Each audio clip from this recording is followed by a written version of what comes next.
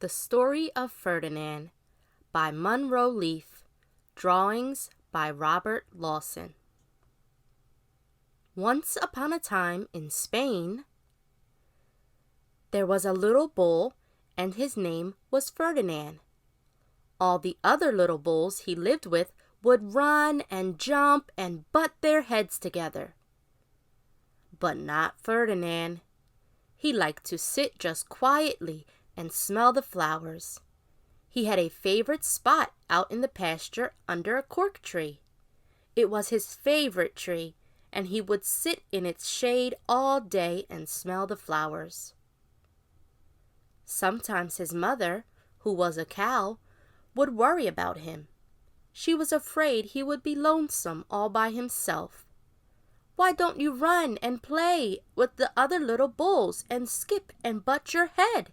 she would say. But Ferdinand would shake his head. "I like it better here where I can sit just quietly and smell the flowers." His mother saw that he was not lonesome, and because she was an understanding mother, even though she was a cow, she let him just sit there and be happy. As the years went by, Ferdinand grew and grew until he was very big and strong. All the other bulls who had grown up with him in the same pasture would fight each other all day. They would butt each other and stick each other with their horns. What they wanted most of all was to be picked to fight at the bull fights in Madrid. But not Ferdinand. He still liked to sit just quietly under the cork tree and smell the flowers. One day, 5 men came in very funny hats to pick the biggest, fastest, roughest bull to fight in the bullfights in Madrid. All the other bulls ran around snorting and butting, leaping and jumping, so the men would think that they were very, very strong and fierce and pick them. Ferdinand knew that they wouldn't pick him, and he didn't care. So he went out to his favorite cork tree to sit down. He didn't look where he was sitting, and instead of sitting on the nice, cool grass in the shade, he sat on a bumblebee. Well, if you were a bumblebee and a bull sat on you, what would you do? You would sting him. And that is just what this bee did to Ferdinand. Wow! Did it hurt? Ferdinand jumped up with a snort. He ran around puffing and snorting, butting and pawing the ground as if he were crazy. The 5 men saw him and they all shouted with joy. Here was the largest and fiercest bull of all, just the one for the bullfights in Madrid. So they took him away for the bullfight day in a cart. What a day it was! Flags were flying, bands were playing, and all the lovely ladies had flowers in their hair. They had a parade into the bull ring.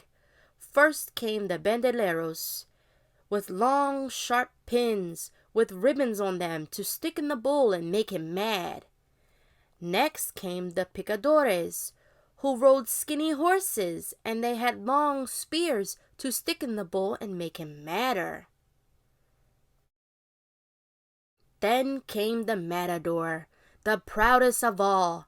He thought he was very handsome and bowed to the ladies. He had a red cape and a sword and was supposed to stick the bull last of all. Then came the bull, and you know who that was, don't you? Ferdinand.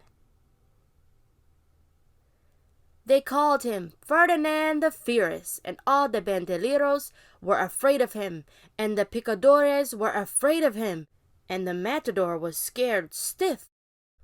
Ferdinand ran to the middle of the ring, and everyone shouted and clapped because they thought he was going to fight fiercely and butt and snort and stick his horns around. But not Ferdinand. When he got to the middle of the ring, he saw the flowers in all the lovely ladies' hair, and he just sat down quietly and smelled.